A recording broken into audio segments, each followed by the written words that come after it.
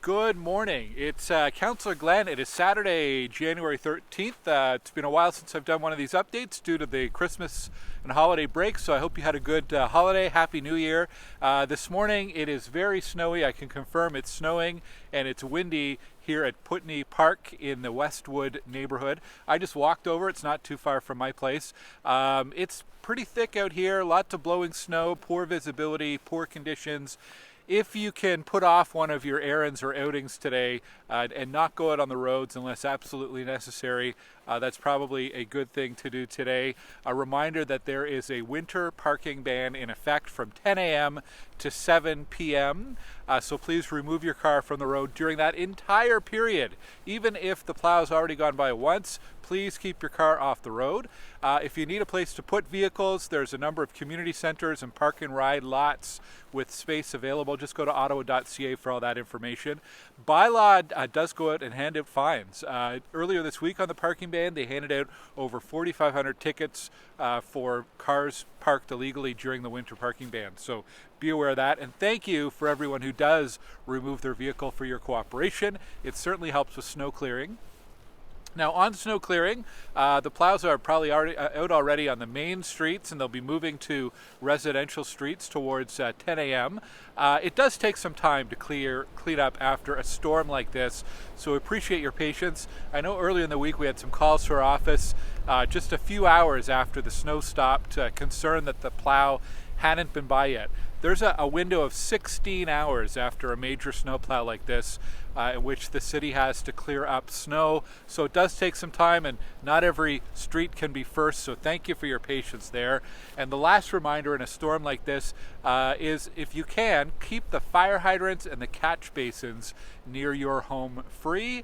Can help during an emergency and help prevent flooding when this eventually all melts. And if you need help with that, you can call 311.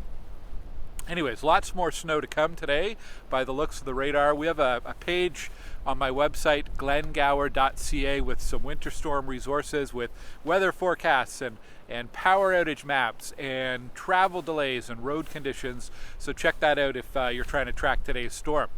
Okay, moving on from the storm, some other updates. We're doing, very timely, an emergency preparedness workshop run by the Red Cross. This will be a virtual workshop on Zoom on January 30th. You can sign up for that on my website, glengower.ca. We're still looking for a few more volunteers for outdoor rinks. All the community rinks in our community here in Stittsville are run 100% by volunteers. So if you're a family that uses them for skating, for hockey, whatever, and you can help out, please get in touch with me at my email, and we'll put you in touch with the rink leads, the volunteers there.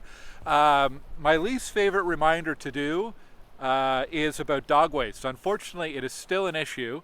A reminder, if you own a dog, please pick up after your pet. Just because it's snowing out doesn't mean it magically disappears somewhere. You can head online to ottawa.ca and complete your vacant unit tax declaration for 2024. This is a process you have to do every year. It just takes a few moments. Log on to your My Service Ottawa account, and you'll probably need your tax roll number to complete that. Just takes a few minutes. The deadline to do that is later on in March, but why not do it today if you're stuck at home waiting out the storm? We've got information on my website. It's also on engage.ottawa.ca about concept designs for the new Metric Park. This is a new park coming to the Abbotsville Crossing neighborhood, basically, not too far from Abbott, Terry Fox, Rouncy, in that area. So there's a couple of park designs we'd like to get your feedback on. And reminder that March break and summer camp registration begins this week, and that's also on ottawa.ca. On my website, over the last week or so, I published an update about the new maps stemming from the OC Transpo route review. So we have one new route in Stittsville that'll be starting up this spring, and some small changes to other routes like the 62, 261, 263. So the updated draft maps are available online if you want to check those out. The other OC Transpo thing, a couple other things. One was last week they had a great week in terms of low number of cancellations. So that first week of 2024, they had a 99.7% delivery. The target is 99.5%. So that's awesome news that they exceeded that.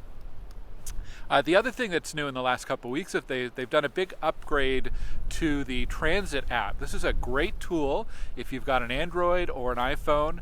Download the Transit app to track your buses. There's better real-time tracking that's now available. I've been using it on some of my trips out over the last couple of weeks, and it's a big improvement and really working well. First trip predictions, also using some crowdsourced data to track where buses are on a route, and it's been really good to help time my trips. Going to go way back to before Christmas because I haven't done an update since then. I want to say a big thank you to Sergeant Trevor Johnson. I did a ride along with him. He's an Ottawa police officer, and we spent about probably 6 or 8 hours or so out on one of his patrol shifts around the community to check out what Ottawa police do every day here in Stittsville and the western side of Ottawa. So really appreciated that opportunity to ride along, and thank you Sergeant Johnson for that. Earlier this week, we had a great meeting of our Stittsville Main Street Steering Committee, where it was kind of an open house to introduce our steering committee members to new businesses that have set up shop on Stittsville Main Street over the last year and a half.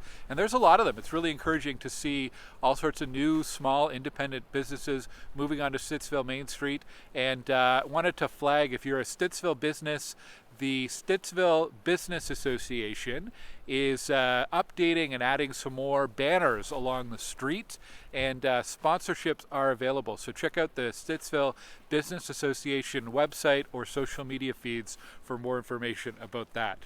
And the last reminder update is the Stittsville Youth Centre, run by the Stittsville Kiwanis Club, is going to be opening up the first week of February. They did some setup in their space at Frederick Banting this week, and things are going really well so far for the preparations. They are looking for some more volunteers, so if you'd like to volunteer to help out at the Stittsville Youth Centre and you're 18 years or older, please message me, and I'd be happy to put you in touch with the organizers from Kiwanis, and watch for details about that opening. It'll be an after-school youth drop-in opening the first week of February, so we'll have more information about that soon.